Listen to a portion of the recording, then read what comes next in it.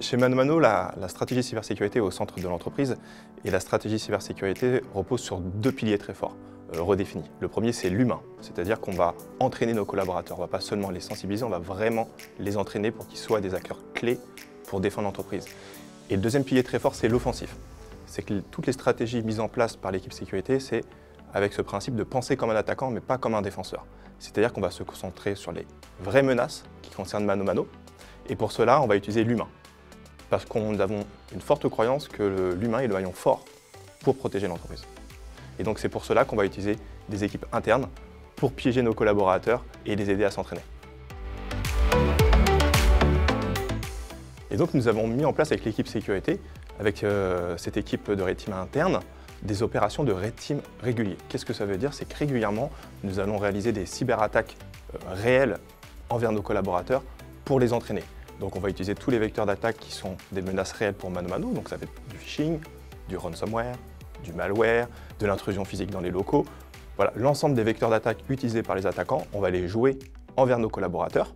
Et après, on va travailler ensemble de façon transparente, pédagogique, bienveillante et collaborative pour comprendre ensemble nos faiblesses, comment s'améliorer et comment entraîner nos collaborateurs pour être meilleurs face à ces attaques-là et protéger l'entreprise. Alors ce projet il est innovant parce que, première chose, ce n'est pas courant, mais voilà, l'expertise de Hacker Ethic et de Red Team est une expertise interne à Mano Mano. Donc c'est vraiment les équipes de sécurité internes de Mano Mano qui vont jouer ce rôle-là.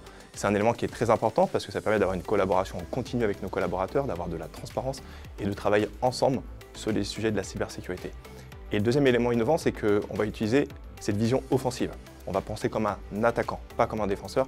Et donc on va utiliser des techniques réelles, en conditions réelles, pour raconter une vraie histoire à nos collaborateurs et surtout aller chercher de l'impact, de la valeur pour que c'est du sens à nos collaborateurs et surtout derrière qu'on retrouve des collaborateurs entraînés et qui se sentent capables sur les sujets cybersécurité.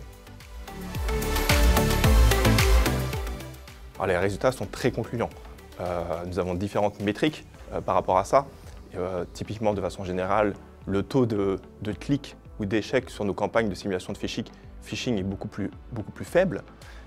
Et après, on a une métrique qui est très importante pour moi, mais qui est difficile à mesurer, qui est plus qualitative, ça va être le nombre de remontées d'alerte sécurité provenant des collaborateurs. Aujourd'hui, plus de 25% de mes alertes sécurité par rapport à mes systèmes de détection, ça va être la remontée des collaborateurs qui vont faire des remontées d'alerte sécurité pertinentes, cohérentes, avec de la valeur et qui va démontrer qu'ils ont cet enjeu maintenant de responsabilité pour jouer un rôle également chez Mano Mano dans la stratégie de cybersécurité. Et ça va être c'est l'élément pour moi qui est clé